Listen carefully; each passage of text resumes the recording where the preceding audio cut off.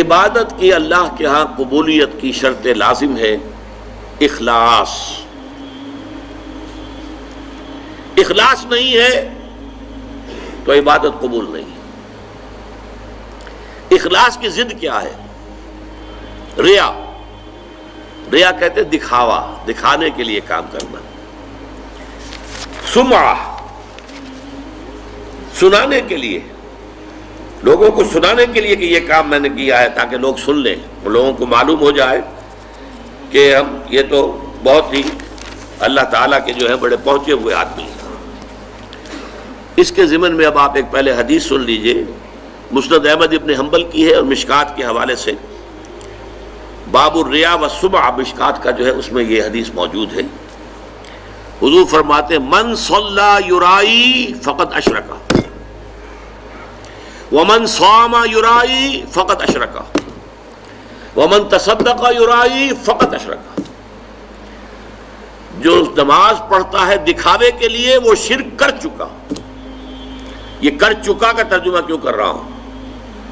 اس لیے کہ فعل مضارع ہو تو اس میں اندیشہ ہوتا ہے کہ کام ہو رہا ہے نہیں ہو رہا ہے، پورا ہوتا ہے نہیں ہوتا ہے. کر چکا، کوئی شک ہی نہیں، وہ اس شرک کا ارتکاب کر چکا.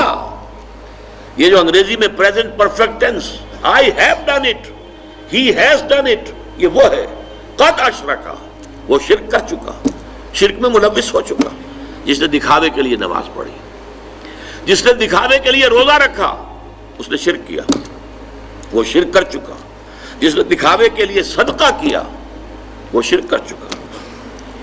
یہ ہے، نوٹ کیجئے، یہ جب تک کہ یہ اخلاص فی العبادت نہیں ہے، صرف اللہ کے لیے، کسی کو دکھانا نہ ہو. میں نے بالکل شروع میں آپ کو ایک حدیث سنائی تھی کہ حضور نے فرمایا اگر تم نماز پڑھ رہے ہو اور جب تم یہ محسوس کرو کہ کوئی تمہیں دیکھ رہا ہے تو سجدہ طویل کر دو، تو یہ شرک خفی ہے.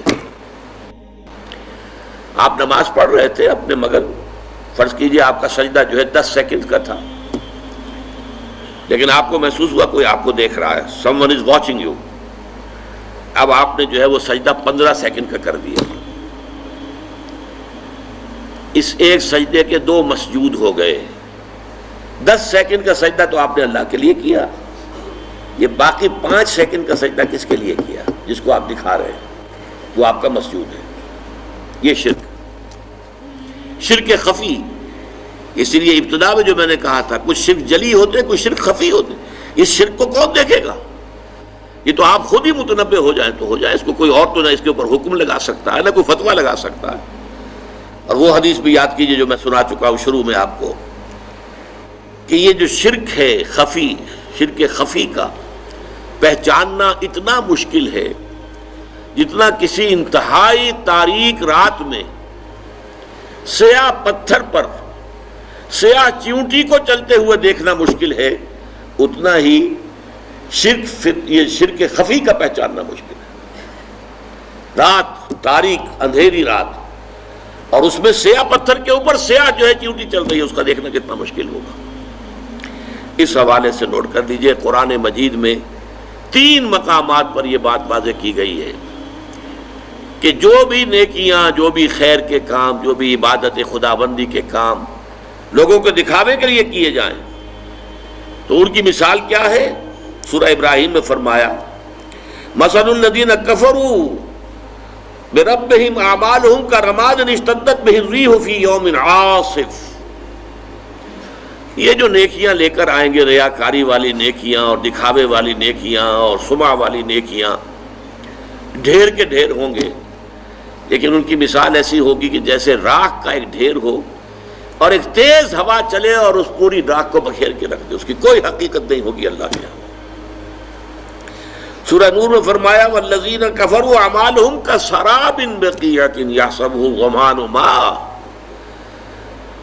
جو لوگ ایمان حقیقی سے، حقیقی ایمان سے محروم ہیں اور نیکیوں کو کام کر رہے ہیں، ان کی یہ نیکیاں جو ہے سراب کے مانند ہیں. جنہیں پیاسا سمجھتا ہے کہ پانی ہے، حقیقت میں پانی نہیں ہوتا. قیامت کے دن آ کر کھل جائے گا، کوئی نیکی نہیں. سورہ فرقان میں فرمایا وَقَدِمْنَا إِلَىٰ مَا عَمِلُوا مِنْ عَمَلٍ فَجَعَلْنَاهُ هَبَاءً مَنْثُورًا. وہ جو بڑے بڑے اعمال لے کر آئیں گے، ہم آئیں گے اور ٹھوکر لگائیں گے اور اس کو ہوا میں تحلیل کر دیں گے، اس لیے کہ ان اعمال کے پیچھے اخلاص نہیں ہوگا۔